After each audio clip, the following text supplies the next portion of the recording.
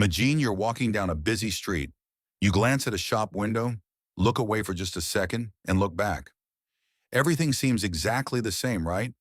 But what if, in that brief moment you looked away, major details changed? What if the person standing there was replaced by someone else entirely? Or the color of a large display shifted dramatically? Sounds impossible? Yet experiments consistently show most of us would miss changes like these. It's a phenomenon called change blindness. And it reveals something profound, not just about our vision, but about the very nature of our conscious experience. You see, we feel like we're taking in the world around us like a high-definition camera, capturing every detail in a continuous stream. But change blindness demonstrates this feeling is largely an illusion. Our brain isn't passively recording reality. It's actively constructing a version of it, focusing its limited resources only on what it deems important at that moment. The man by the shop window?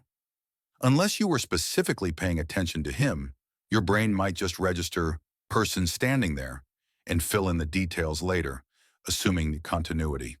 When the details change, the assumption overrides the reality.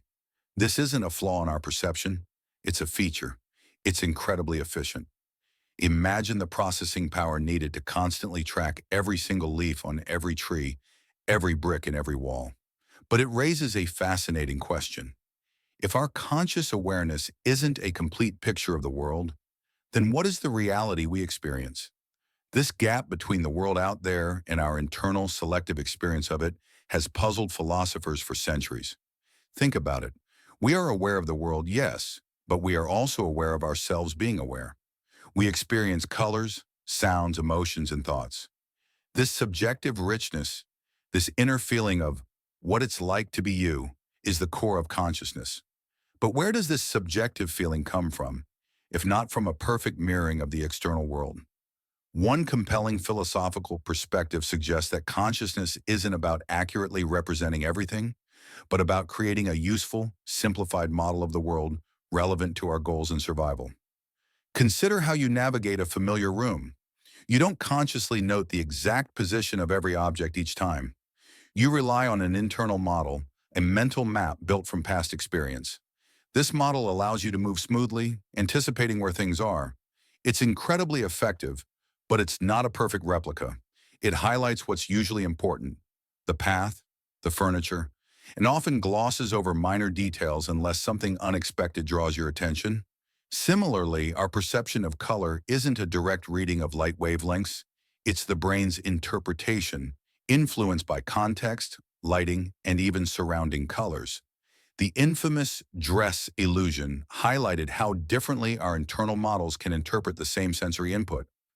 Our experience of reality, then, isn't raw data. It's a heavily filtered, interpreted, and modeled narrative constructed by the brain. Could our very sense of a continuous, stable self also be a kind of model? The brain needs to track its own state, its focus, its intentions, its relationship to the environment. Just like it models the external world, perhaps it builds a simplified model of its own complex processes. This internal self-model allows us to plan, reflect, and have a sense of personal identity over time. But like the model of the external world revealed by change blindness, this self-model is likely incomplete, a useful summary rather than a perfect reflection of the underlying neural chaos. Could the persistent feeling of being a unified I, the subjective awareness we cherish, be the experience of this high-level, simplified self-model in action, a powerful, essential, but ultimately constructed narrative? This doesn't mean our experiences aren't real to us. They absolutely are. The feeling of redness, the pang of sadness, the joy of connection, these are the undeniable realities of our conscious lives. But understanding the mechanisms behind this experience, the way our brain filters, models, and constructs our perceived reality, opens up fascinating avenues. Scientists are exploring these ideas, using brain imaging to see how attention shifts neural activity and how expectations shape perception even at the neuronal level. They study conditions where the sense of self breaks down, trying to understand the components needed to build that feeling of coherent identity. But the philosophical questions remain potent.